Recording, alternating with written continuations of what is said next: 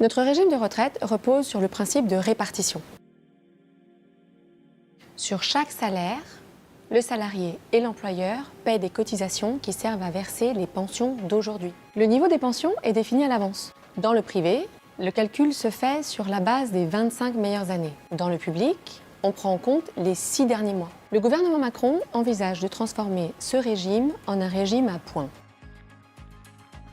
Les cotisations seront transformées en points qui serviront au calcul du montant de la retraite. Mais on ne saura la valeur du point qu'au moment du départ en retraite. Conséquence, on ne saura plus à l'avance à quelle pension on aura droit. On dit qu'on passe d'un système de prestations définies à un système de cotisation définie.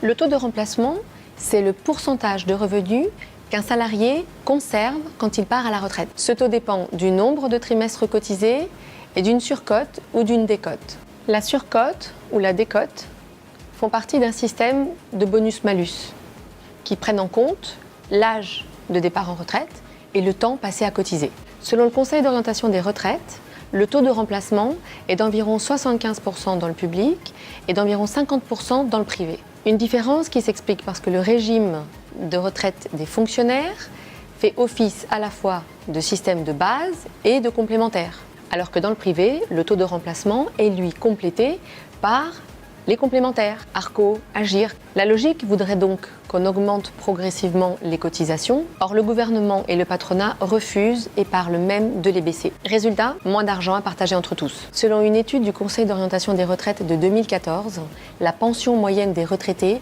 aujourd'hui équivaut à 50% du revenu d'activité moyen. Elle baisserait de 32 à 40% du revenu d'activité moyen en 2070. Le risque, avec des retraites par répartition si faibles, c'est d'encourager les salariés qui en auront les moyens vers la retraite par capitalisation. Chacun cotisera pour soi-même. Quid des plus précaires? Quid de la solidarité? Quid des pensions pour ceux qui auront des carrières morcelées, comme les femmes?